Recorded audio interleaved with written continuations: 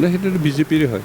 BJP আবেগে অঞ্জলি দেৱক আমাৰ NDPৰ ছাপৰ্টাৰ যিখিনি আছে, NDP ফেমিলি যিখিনি আছে, সেইখিনি ভোট বিভাজন কৰি তেওঁলোকে চৰকাৰ গঠন কৰাৰ ৰাস্তা মুকলি হওক, সেইটো ষড়যন্ত্ৰৰে তেওঁলোকে বনাইছিল। সেইকাৰণে মূলতঃ অল্টাৰনেটিভ পাৰ্লামেণ্ট পাৰ্টিক বিজেপিয়ে গঠন কৰি দিছে, এতিয়াও ফাণ্ডিং তেওঁলোকে কৰি আছে।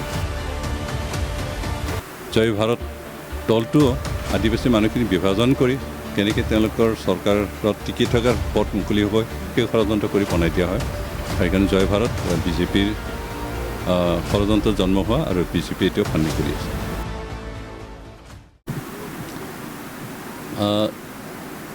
বিজেপিৰ নিচিনা ৰাষ্ট্ৰীয় দল অকল বিজেপি নহয়, কংগ্ৰেছ তেনেকৈ ৰাষ্ট্ৰীয় দলবিলাকে সকলো সমস্যা ৰাষ্ট্ৰীয় পৰ্যায়ত সমাধান কৰিবলৈ চেষ্টা কৰে। আৰু তেনেকুৱা কৰোঁতে আমাৰ স্থানীয় যিবিলাক সৰু সুৰা সমস্যা, সৰু সৰু জনগোষ্ঠীৰ যিখিনি সমস্যা, সেইখিনি তেওঁলোকে নজৰত নপৰে।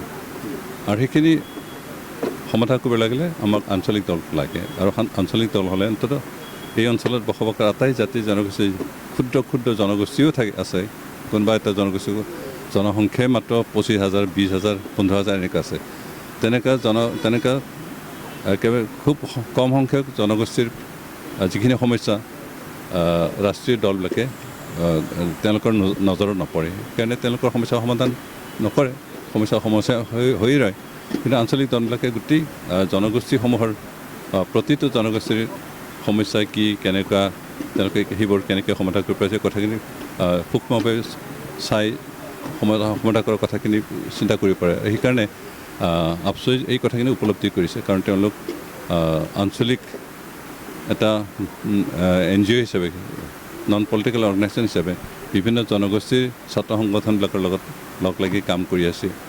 আৰু বিভিন্ন জনগোষ্ঠীৰ সমস্যা কি সেনেকুৱা অবজাৰ্ভ কৰিয়ে তেওঁলোকে উপলব্ধি কৰিছে যে অন্ততঃ ৰাষ্ট্ৰীয় পাৰ্টিবিলাকে আঞ্চলিক সৰু সৰু জনগোষ্ঠীসমূহৰ সমস্যা সমাধান কৰাত ব্যৰ্থ হয়।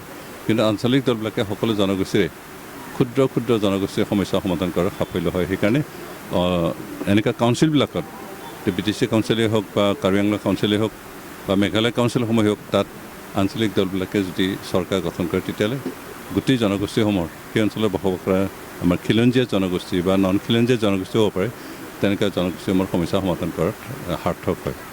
না, সেইটো বিজেপিৰে হয়।